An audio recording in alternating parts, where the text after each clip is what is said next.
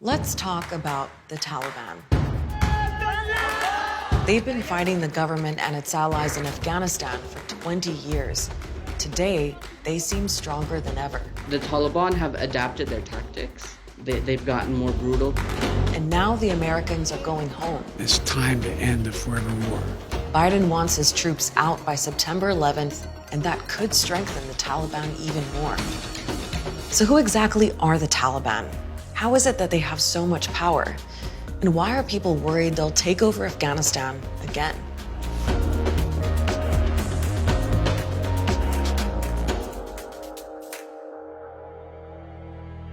To understand the Taliban, you need to know what happened in Afghanistan in the 1980s. Afghan guerrillas called the Mujahideen fought a Soviet occupation for 9 years. They even got money and weapons from the CIA. In 1989, the Soviets pulled out, and the next few years were pretty chaotic. By 1992, there was a full-blown civil war with tribal leaders fighting for power. 2 years later, a militia called the Taliban started getting attention. Many of its members had studied in conservative religious schools in Afghanistan and across the border in Pakistan, and some of them had also fought as Mujahideen. And they had their own plans for the country. The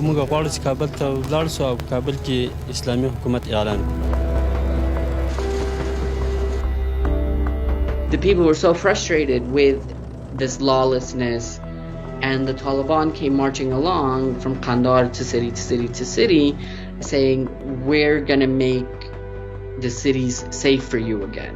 By 1996, the Taliban had seized the capital. They declared Afghanistan an Islamic emirate and started imposing their own strict interpretation of Islamic law. They were like, you can't watch movies, you can't listen to music, women can't go to school, and other than doctors, they can't go to work. You have to wear a certain type of clothes, you have to have a certain kind of beard, it just became more and more restrictive. Then 9/11 happened. The US was after al-Qaeda's leader Osama bin Laden, who was hiding out in Afghanistan with the Taliban's help. The Taliban said they wanted proof he was behind the attack, and when they refused to hand him over immediately, the Americans invaded. The Taliban will pay a price. Within a couple of months, the Taliban were forced out of power, and Afghanistan got a new interim government. 3 years later, it got a new constitution, and Hamid Karzai was elected president. While that was going on, the Taliban had regrouped. They wanted foreigners out, and they wanted back in. What followed were years of devastating conflict, and it's still going on. More than 40,000 Afghan civilians killed, at least 64,000 Afghan military and police, and more than 3,500 international soldiers dead. The US alone has spent almost $1 trillion on the war and reconstruction projects. And after all that, Afghanistan is still deeply unstable, and the Taliban are still a force to reckon with. They're an insurgency fighting international occupation as they see it. They're fighting an illegitimate government in Kabul as they see it. And they're a voice of resistance to, as they see it, return Afghanistan to a more pure Islamic society. Today, the Taliban have as many as 85,000 full-time fighters and training camps across the country, and the area they control has been growing. Right now, the Taliban control 1/5 of Afghan districts. On top of that, half of all districts are considered contested, which means the Taliban have a strong presence in many of those places too. And they control parts of some major highways. Whoever controls the roads in Afghanistan, pretty much controls the country. They've managed to basically give people the sense that, wherever you go, you'll have to deal with the Taliban. They're also well organized. The Taliban's leader is Haibatullah Akhundzada. He heads a council that oversees about a dozen commissions in charge of things like finance, health, and education. Below them are local officials in charge of everyday services. So in a way, the Taliban have set up a parallel state. They even run their own courts, which can be pretty popular among Afghans. Justice has been a huge gap in Afghanistan, and where the state courts have failed, these Sharia courts are able to come into communities who may even be reticent to to support the Taliban, but they offer justice. All that control has also made them rich. According to Taliban members and a UN committee, they make close to $1.5 billion a year. They've always made a lot of money from growing opium poppies and the drug trade, but they found even more ways to generate income. Last year, they made millions from mining and trading minerals and even producing methamphetamine. They also have their own tax collection system and receive funding from abroad, although suspected sources like Pakistan and Iran deny it. Over the years, the international community has tried to get the Taliban and the Afghan government talking, or at least to talk about talking. There was even a meeting in the Maldives at one point.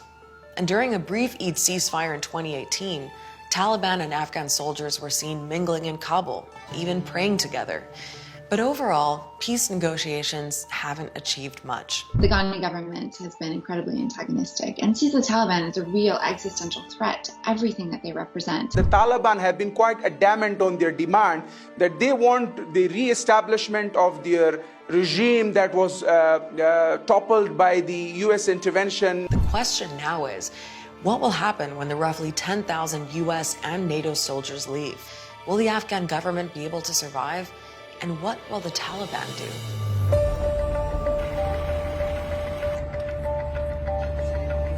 Well, the prospects for peace and stability aren't looking great.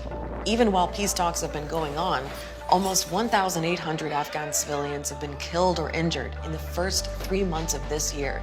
That's almost 30% more than last year. There's also been a wave of assassinations that people blame on the Taliban. Targeted killings continue. Civilian government workers, employees, but also activists and journalists. It's to make people feel less and less safe, less and less secure, to sort of send back the message repeatedly that your government is not protecting you. Afghans are already asking themselves what life might be like if the Taliban take over again. Will they rip up the Constitution, which protects basic human rights? Will women be able to travel without a male guardian? Will women be able to be judges? Will a woman be able to run for president? There's a lot that is ambiguous and unknown. In a New York Times op-ed, the Taliban tried to clear things up, saying they want to build an Islamic system where the rights of women that are granted by Islam, from the right to education to the right to work, are protected. And right now, there are some places under Taliban control where girls are in school, but not everywhere. It's really localized. I mean, in some areas, we know that the local commanders are a bit more flexible when it comes to women's education. In some areas, they are not at all. So how much support is there for the Taliban? Well, according to a major public opinion study done in 2019, 85% of people said they had no sympathy for them. I've traveled to a large proportion of this country. The vast majority of people I speak to don't have a favorable view of the Taliban. و اما اون طالبه که در ذهن من کابوس بد و خوابهای شیرین کودکانه مرا به یک خاطرات تلخ مبدل ساخته هرگز نمیپذیرم. People may not like them, but the Taliban know what they want, and they've shown that they're in it for the long haul. So far, their strategy seems to have worked. Al Jazeera is always monitoring the situation in Afghanistan and the negotiations here in Doha. So check out our website for the latest and YouTube for reports from our correspondents on the ground. I'll see you next week.